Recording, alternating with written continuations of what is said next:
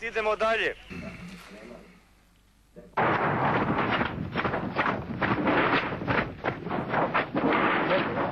Ko to nije proživio, taj ne može znati kako je to, šta je to, ko to nije proživio.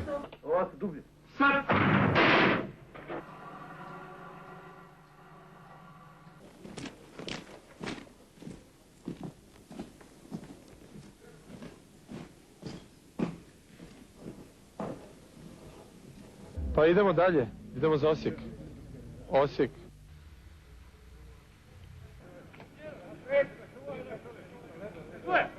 Evo vidite, ovoga, ja mislim da sam ga poslije prepoznao kao Leša.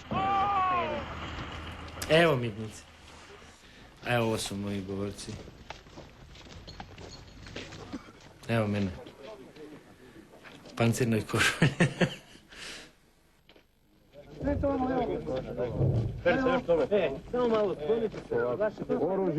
Su bili naoružani. Mi bi pali, sigurno, ali bi palo i njih, jel?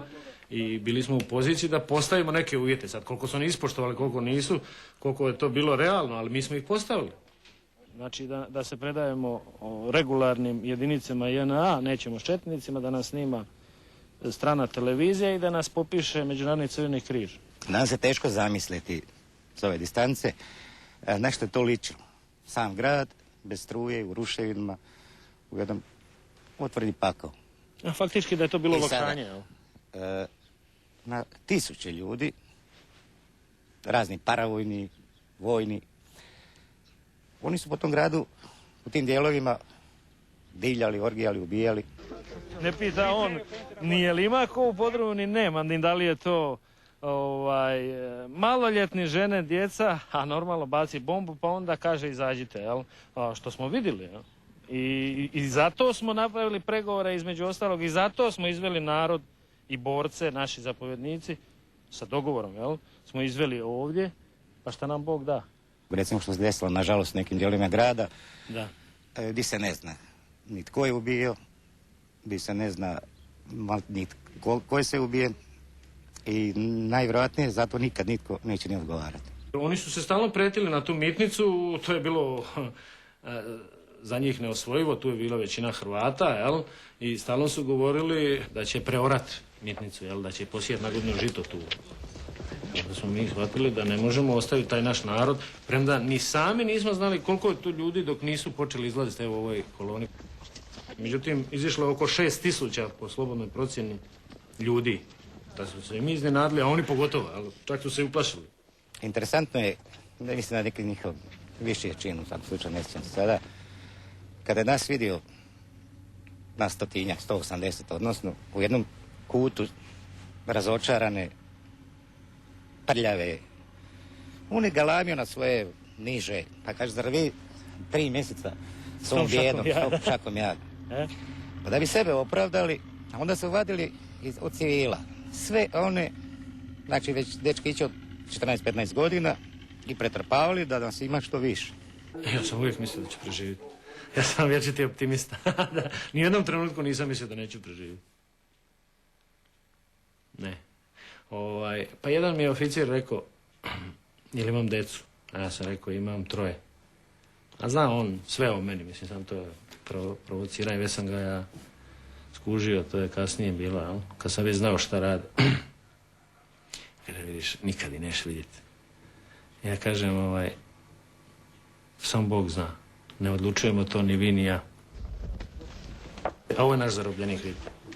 To je poručnik Jugoslavenske vojske koji smo mi zarobili.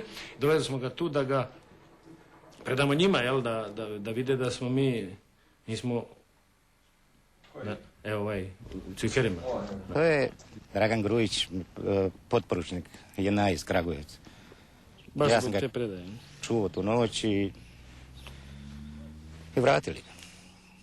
Ali su oni njega prisiljavali da prizna da je prešao na našu stranu. Jer nisu mogli zamisliti da mi možemo živoga zarobljenika dovesti ili jednostavno. I onda su njemu rekli, ti pa nisi ti zarobljenika. Imaš novce, imaš živ si. Tako da je i batina dobio i svašta je bilo.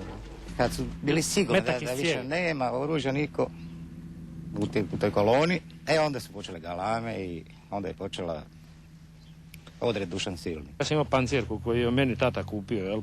Pa je on rekao, neki mladić, jel? Kaže, vidi bre, pa šta misliš ti, jel bi izdržala ta moj, pa je izvadio tamo neki pištolj, mislim, ne sjećam se marke ni ničega. Pa ja sam rekao, ako ti je baš čef, pa eto, probaj. Najstrašniji detalj je nemoć. Jednostavno, kada nestane snage. A snage je nestalo... Kad je nestalo oružje? Iz jednog, recimo, nacionalnog zanosa. Dolazi do jednog frustracije, jedne razočarenja. Odatle taj ravnodušnost, vjerovatno, u toj predaji i svemu tome da ti je dosta svega, jel? Nama je uvijek teško. A pogotovo teško na ovom mjestu, jer mi ovdje dolazimo svaki dan, jer gotovo svaki dan imamo poneki pogreb. I mi smo ostali živi, nažalost, za nas umrli neki drugi. I mi smo uvijek s njima. Čista sudbina.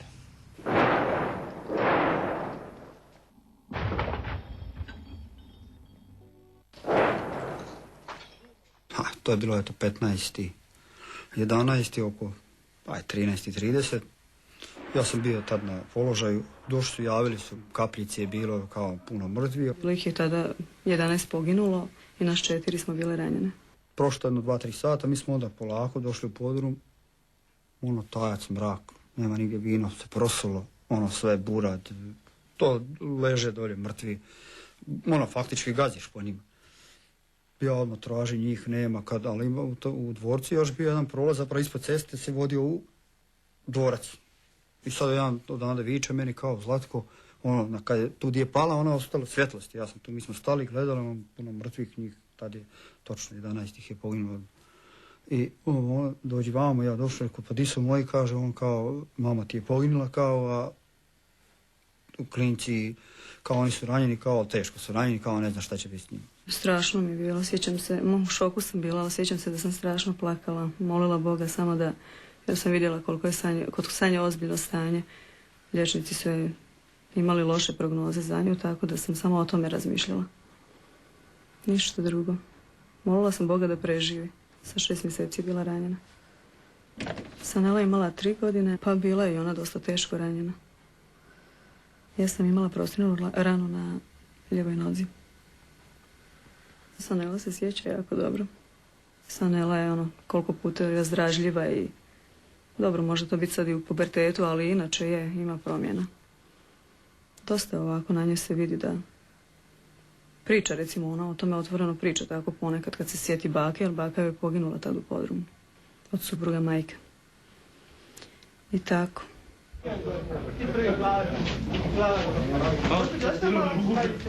Polako.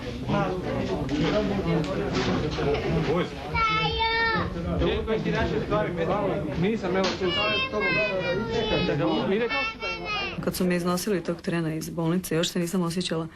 Mislila sam, pašće granata opet. Znate, taj strah u meni, ne može se to... Čim su me iznijeli van na svjetlo dana, strah je opet zavladao. Ali eto, tuga, normalno vidite taj razrušen grad. Nigdje ništa nema, samo leševi oko vas. Te razrušeno je bilo, proći se nije moglo. Jezivo, a ovamo još mislim najviše na djecu, na sebe, šta će biti s nama. Strah od nepoznatog, ne znamo što nas čeka, jel? I tako.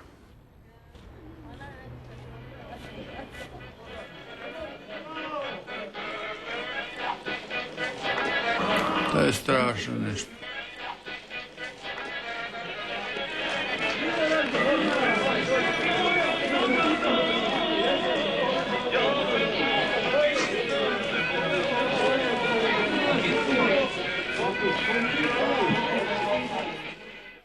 Bio sam tu u Vukovaru, bio sam tu u dvoru.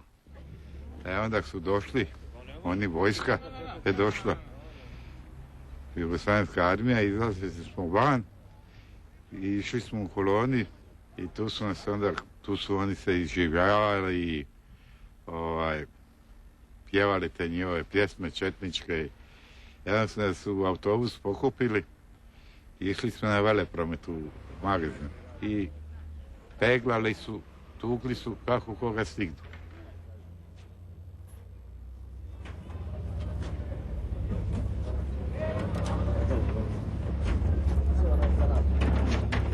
I kaže, ali ovaj stari isto Zengovac.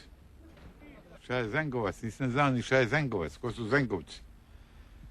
Kaže, ti. Kaže, imaš zengovske cipele. A mi smo Borovo radili za Kanadu, cipele smeđe visoke. Rekao, pa vidiš razliku između ovo i ovo bila žuta boja. I dođe oficir ispred i kaže, a ti si radio u Boru, ti radiš u Boru. Ne, rekao sam, radio sam sada u mirovini.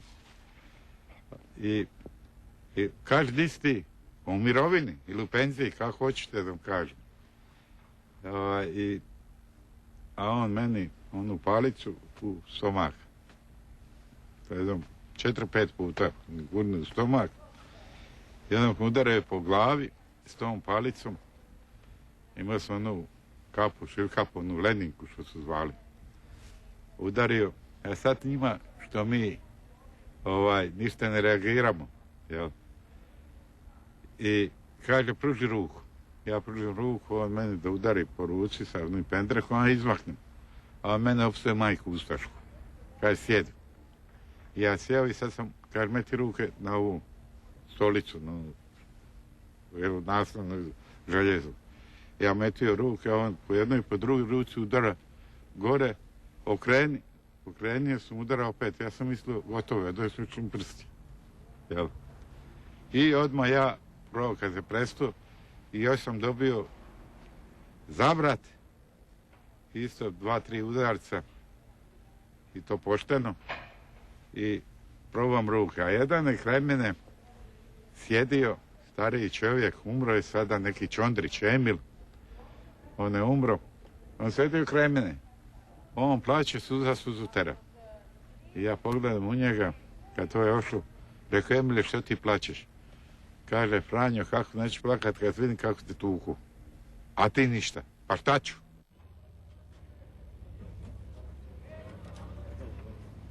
Mrak unutra sveću upalili i življave se da se čita te posmrtne molitve. I dadu čovjeku da čita, ne vidi čovjek pod sjelicom, ne pod svećom. Čita, tako to me zadnje iz Biblije. Razmijeni se šama da izvuče živu glavu. Jel? Unuka su mi ubili gore na Ovčari. 10 dana mi pali do 18 godina. Tako je to bilo sve. Pušten idem, ne znam kuda idem. Mi smo se dogovorili, ja i žena, jel, pa i sin i snaja, kako budemo živi, naćemo se u Zagrebu. Jel? Ali ne znam, ja idem, ja ne znam hoću koga naći, hoću se mi naći živi ko ili ne. Ali eto, hvala Bogu, našli smo se tamo, jedino što nismo našli unuka. Nikako. U tom času ja nisam mogla ništa misliti, to je blokir, tu nisi mogao puno misliti. Jer 2 dana prije nego će pasti Vukovar, nama jedna sestra rekla, svi ćemo biti poklani. Šta ćeš misliti dalje? I onda ja nisam mogla shvatiti da je Vukovar. Jer ja sam, još i kad je pao, mislila da nije pao. Toliko sam vjerovala u naše da će pobijediti. Da neće to tako proći. I tako je taj dan bio najteži od svih drugih dana. Jer nisi znao šta te čeka. Tanja je rođena kao prematuru s male težine od 1,80 kg. 1.6. kad mi je supruga smo pretukli tu u selu i od stresa sam ja za 15 dana Tanju rodila. Od 1,80 kg težine, 38 dužine, lutka barbeka, niš drugo. Kad je Tanja imala oko 2,5 kilograma, već se rat zahuktao dobro, tata je došao sa ratišta nju vidjeti i jedan puta dati krv, jer njima krvna slika oslabi, a poslije nije niko mogao dolaziti. Kad su nam prekinuli vezu sa Vukovarom, autobusni saobraćajni, nismo mogli više u Vukovar, tu se moj kontakt i viđanje s Tanjom prekinulo. Sestra Damira me nazvala, da li ću ja, Tanji nisam bila dala ni ime ni ništa. Da li će ja njoj dati ime? Rekao, ja sam pitala samo da li će ona ostati živa. Kaže, mi je zovemo Mala Švabica. Onda je malo sin mi Miroslav, imao 14 godina, rekao, mama kaže nek se zove Tanja i tako osta Tanja. I kad je 2.9. napadnut Berak i te strahote, nas su iz sela iselili supruzi, djecu i žene. Noći u 12 sati smo stigli za Zagreb. U Zagrebu su rekli, ne, idete za Delnice. Prvi dan ja nisam Tanju upisala, da sam je ostavila u bolnici, drugi dan mi je došlo zlo, dobila sam kao slom živaca, plakala sam, doktorica me pitala šta je, kako je, onda sam rekla da sam ostavila dijete u Vukovarskoj bolnici u inkubatoru, malu Tanju Šimić, i sve njoj je objasnila i rekla. Onda je ona meni rekla da se ja ne sekiram, da će ona pokušati stupiti u kontakt sa Vukovarskom bolnicom, da dozna šta je s Tanjom. Za par dana je ona meni javila, došla reći da je Tanja živa, da je zdrava, da će je čuvati dok se ne vratimo. Sva sreća, pa je ona malo porasla ipak dok smo mi baš sišli u podrum. Ali to je bilo, imam jednu malu svječicu koju sam zapalila da malo vidim baratati kod djece i onda još dođe policajac, kaže sakrite to svjetlo. A kako ću ih hraniti, a ja pipam gdje je nos, gdje ću dati dudu, gdje će jesti. Kad je Vukovar pao, ja sam obišla sve, tu udrugu našu vukovarsku i sve, gdje su bili spisi konvoja iz Vukovara, moje Tanje nigdje nije bilo. Ja sam se vratila kući samo kod tetke i plakala, rekao gotovo je, ja osta bez moje Tanje, nema moje Tanje. Međutim, tamo susjedi što su gledali Srbiju, oni su vidjeli konvoje i da 2 časne sestre nose malu bebu i da su izjavile da za roditelja i sve ne zna. Kad smo mi pošle, Tanja je imala oko 4,5 kilograma i imali smo već šta nositi i dobro je ona već bila živahna, bacakala se da smo mi nju jedva izdržali. Jedno 5 sati smo mi bili na otvorenom u ovo doba. Samo u Jastučiću u Dekici morali smo staviti na razbijeni auto da je malo bolje pritegnemo jer mi nismo znali kud ni kako i kad ćemo krenuti. Samo smo gledali televiziju Zagreb, bilo je dr. Željko Cvetko u emisiji, govorio o patnjama prognanika i sve to. I na kraju već te emisije smo mi shvatili, kad je on poruku dao da mu je najdraže.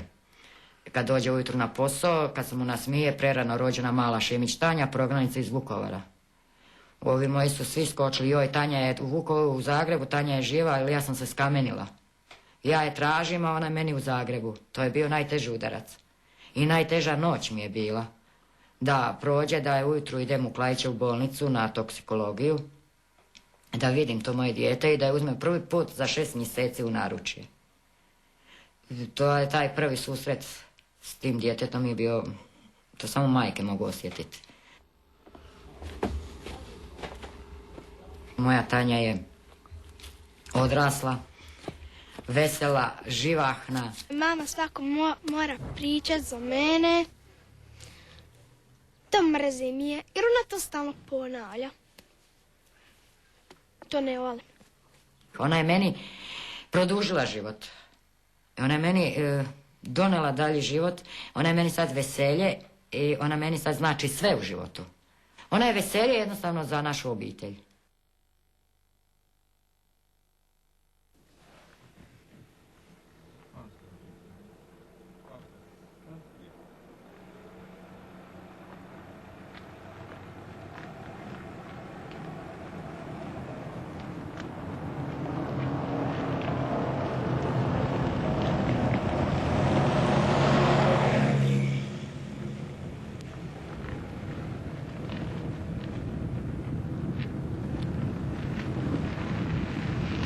Ovo je prva sjednica vlade u našem budućem glavnom gradu, naše srpske oblasti Slavonije, Baranje i Zapadnog Srijema. Kako je to prestolnica u ovakvom stanju?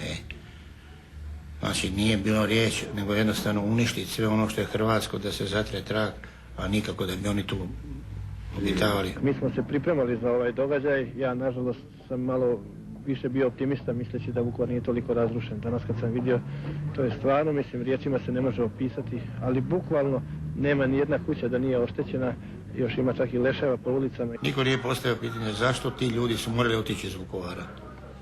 Zbog pljačke koja je nastala posle toga. Jedan osnovni zaključak da zarobljenici, ustaše koje su okrvali ruke, da ne mogu napustiti teritoriju srpske oblasti, Slavonije, Baranje i Zapadnog Srema, da ne mogu da idu u Srbiju, da se tamo voze, jer Srbija je država koja nije u ratu.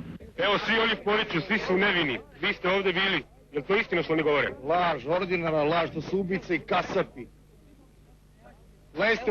Leste dole više, samo nemamo što da razgovaram. To govno tamo ti žao. Ojebe mamu, mame Čekaj, to govno tamo, 3 puta iz onog bunkera. Ima slovo, ima ovako otvorena malo, zato je snajpera pičuje. Čaka ljudi. Da, majmun,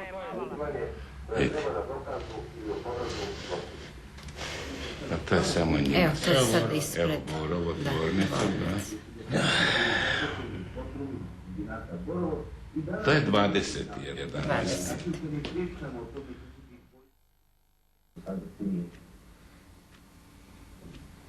Tragedija strašna.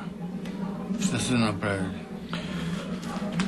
Jučer smo zajedno razgovarali i šalili se i jeli i pili, a sutra već si dobio nož u leđa. Oni svi kada god pitaš, ja ne znam, ja nisam bio, ja nisam ništa vidio i tako. Kao da su to došli neki, ne znam ja, Marsovci i to sve učinili, a oni su apsolutno nedužni. Ne. Za mene je najkrivlji moj susjed, pa onda dalje, što dalje od mene, sve manja krivnja. Svi ti dečki koji su ubijeni, uglavnom, oni su prokazani. Nisu njih ubili naši susjedi. Njih je ubio neko drugi. Ali su susjedi bili ti koji su rekli ove. A da najgore bude, da tu ima i liječnika, i profesora, i ini, da ne kažem, intelektualne strukture koje su tako. U Borovu nasilju je ubijen cijeli jedan razred. Bili smo svi troje, njih dvojica su bili na položaju, ja sam uvijek bila negdje u blizini. Kad mi je muž od granate je dobio geler direktno u srce, a sin je tada teško ranjen, desna ruka i desna noga. Tu sam ja i moje prijateljice pokušali da ga nekako još malo previjemo.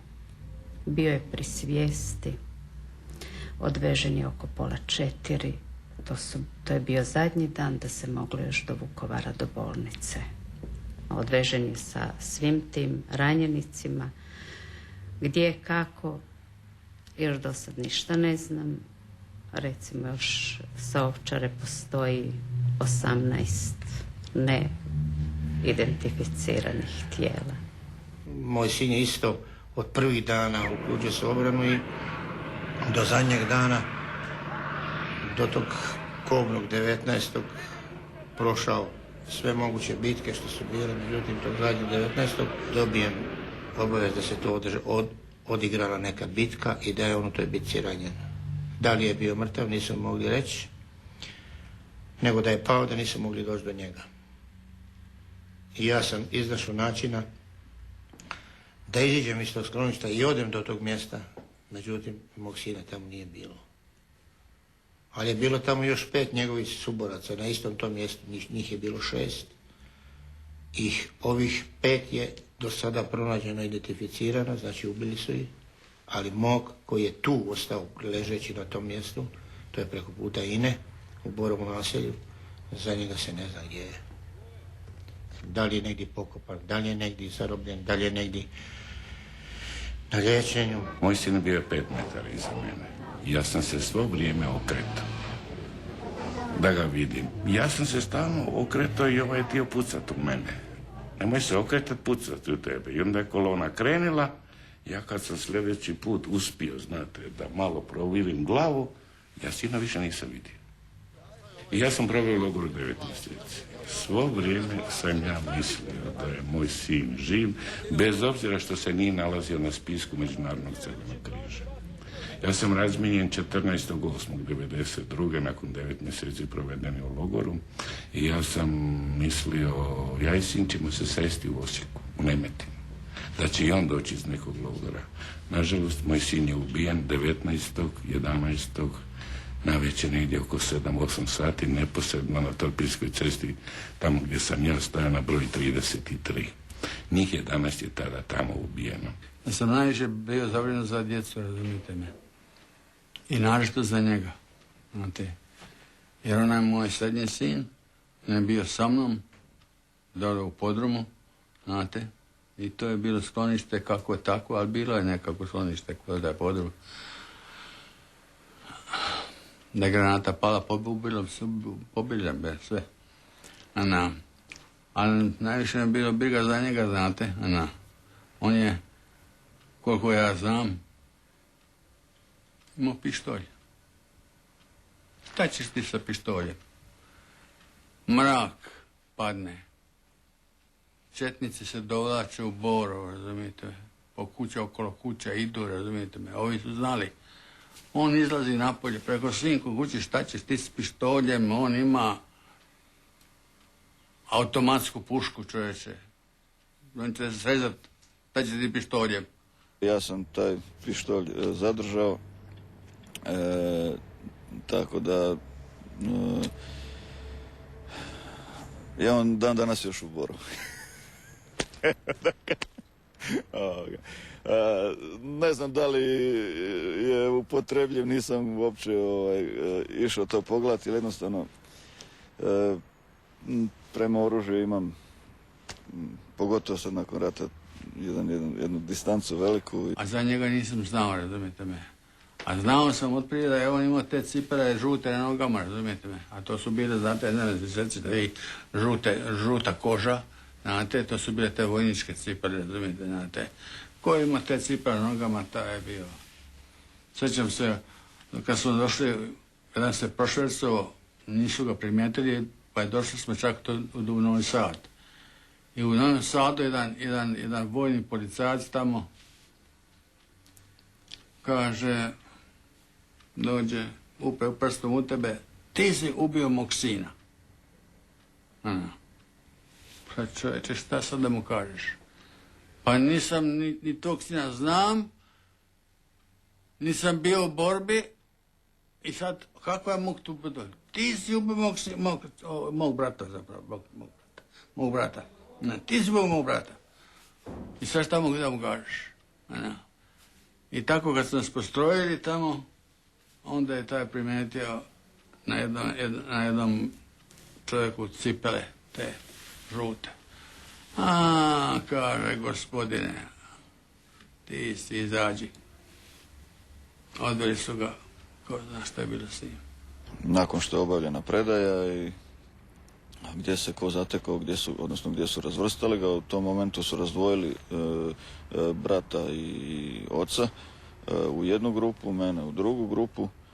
I ja sam, eto, od tog trenutka sve do poslije logora, poslije razmjene, nisam znao što je s njima, jesu živi, mrtvi, gdje su i tako. Kad se vrata otvorila, razumijete me, sada su se rekli ovako, kome je oduzeta legitimacija, taj neka ide preko u drugu halu, odmah. A mom sinu su on uzeo od legitimaciju njemu, a meni nisu. A moj sin kaže meni, ako pogleda mene žalostno, tata, znao je šta će biti. Tata, rekao sinko, tata ide s tobom.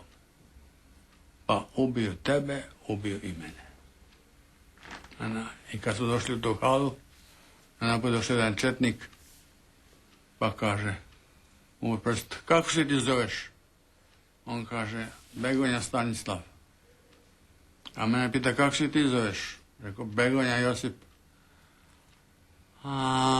Kaže, vi ste opasni.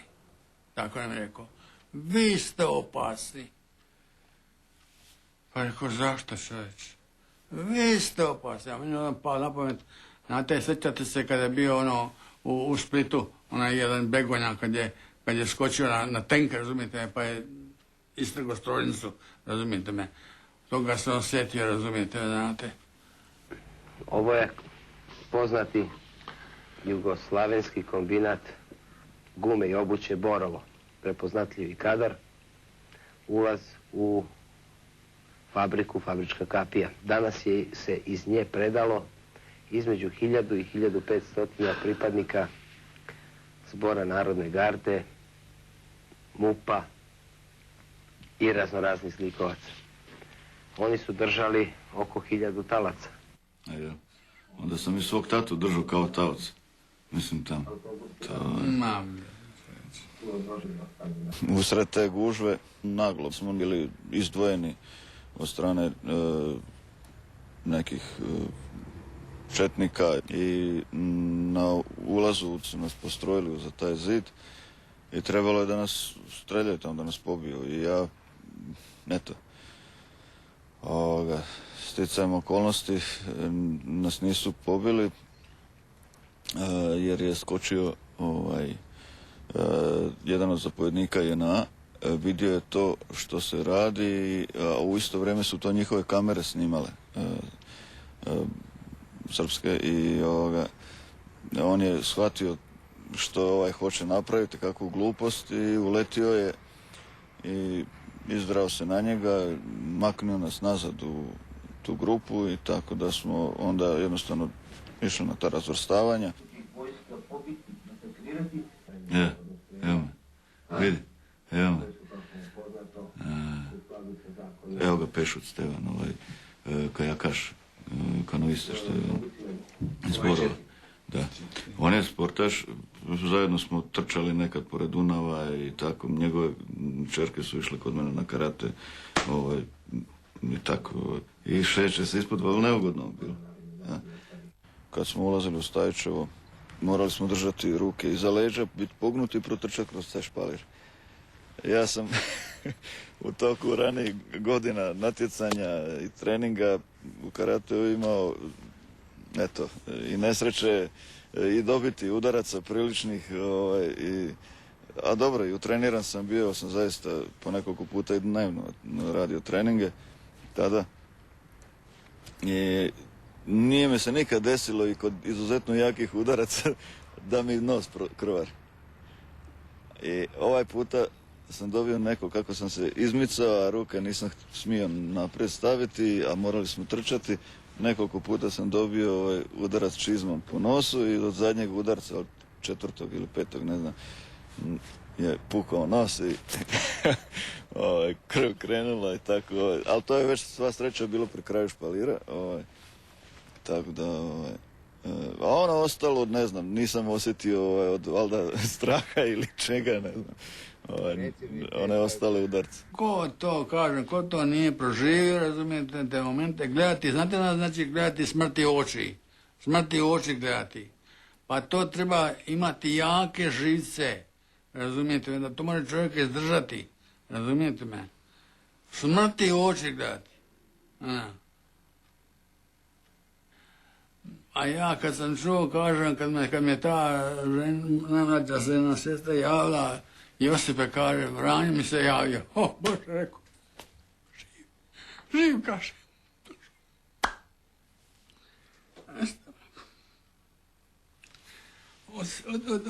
Od radosti sam morao plakati, razumijete, od uzbuđenja, od sreće, razumijete, sam morao plakati, razumijete. A stvarno sam mislio da je gotov. Stvarno sam mislio da je gotov, ja zbog tih njegove cipela.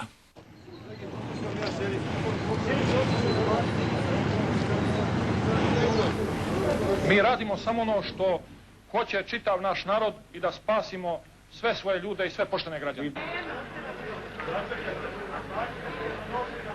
I tako je taj dan bio najteži od svih drugih dana, jer nisi znao šta te čeka. Ranjenika je bilo jako mnogo, mrtvi puni hodnici. I taj dan je prošao, samo su ljudi nestajali, tiho tu i tamo nekom nešto rekli. I tu noć ide jedan, tako mu čovjek rekao, eto, vojnik, neobrijan, bradat, kosat, ima za čizmom to što oni kažu za grkljan, nosi tu neku pušku, ja se u to ne razumijem, i pita ko je ovdje ustaša. Ko će šta kazat? Nitko ništa, čutimo svi. Onda pita onog jednog u krevetu, di se ti borio? Kaže, kod Silosa kundakom po njemu. Di se ti borio? Jadni oni misle da kažu gdje su ranjeni i tako. On po njemu, on ima i sondu i katetere i ne zna se šta nema. Odoše dalje, a u mene je uperio i pitao, di su ustaše? Ne znam. Otkud ja mogu sad znat? Ne, ništa nisam odgovorila. Odsjekli su mi se noge da mi pitao kako se zovem, ja bi bila znala. I tako je to prošlo, taj noć bila strašna, nitko nije spavao, ni jeo, ni pio i osvano je 19. Sad su nas skupili od 8 do 10 u kiruršku ambulantu da nam Veselin Šljivančan održi predavanje šta ćemo raditi i šta nas čeka. I on je tamo nama govorio, eto, da su oni oslobodili Vukovar, da su dodali slobodu, da to nije svršetak, da oni idu do Berlina. I tako je to trajalo, njegove te priče, dosta dugo, neće se nikom ništa desiti. I zato zamoljavam svu gospodu iz međunarodnih zajednica, posebno iz Međunarodnog Crvenog krsta i svu gospodu novinare, da nas puste da radimo svoj posao. Kad smo se mi vratili sa toga sastanka, to je bilo 10:30, pola kreveta prazno, nema ranjenika. Nema, di god dođeš nema, pitat ne smiješ, a sve su, kažu da je jedna sestra metla čarapu na lice i kazivala tko je Hrvat i kupili i nosili te ranjenike onda za ovčaru.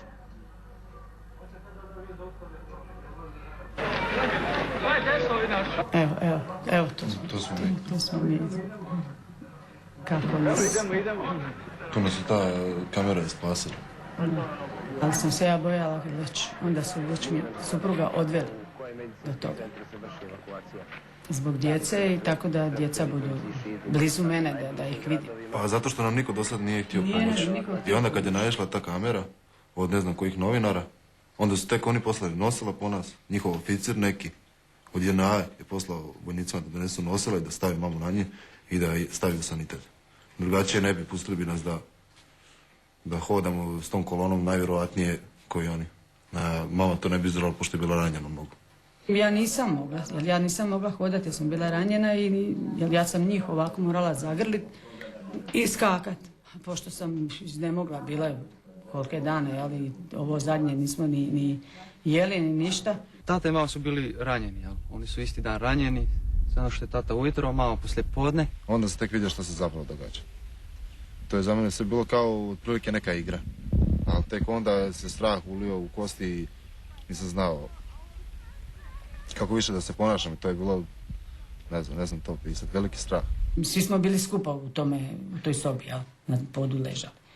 I onda je došla jedna medicinska sestra i prozvala Franju. I Franju su odveli, ona i 2 vojnika. Mi smo bili odvojeni na drugu stranu. I još su nas htjeli odvojiti od mame. Samo što mama nije dala. Ja ne dam djece. Ko nikud od mene djeca neće. Onda sam stvarno dobila onaj strah da više nisam vjerovala nikome. I onda je došao novinar i kad su vidjeli Srbi da je došao novinar, jedan oficir je naredio 2 vojnika da donesu nosilo. To nas je spasilo tada. Da nisu došli novinari, mi ne bi nikako izašli iz Vukovara.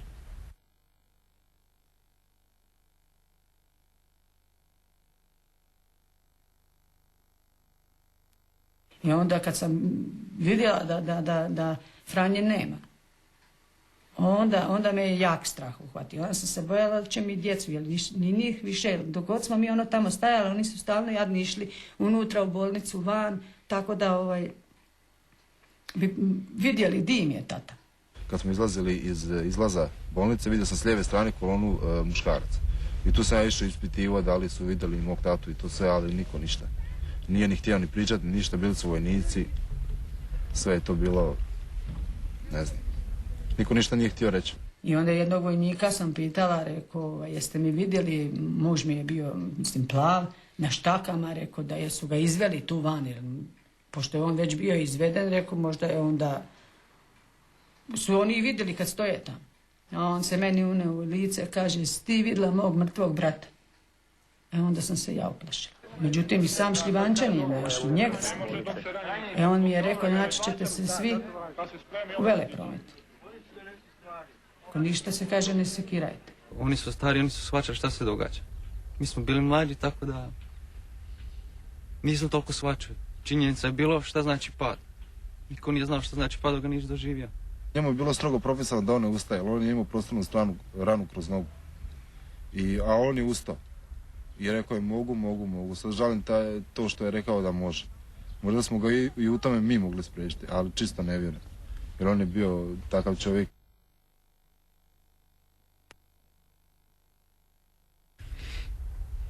Vjerovali smo da je u Mitrovici. S nama. Znači drugi, to je bila kolona. Da je bio u koloni da završi u Mitrovici koji mi. Ali nije bilo tako. Žao mi što nisam još više pričao s njim i tako to, ali svi su bili pod nekim šokom. Tako da svi su strepili, čekali šta će biti, ko će doći po nas, gdje će se izaći, šta će se raditi. I tako. Vratio sam se u svoj grad i na svojem sam. Jer volio sam ovaj grad i želim biti u njemu.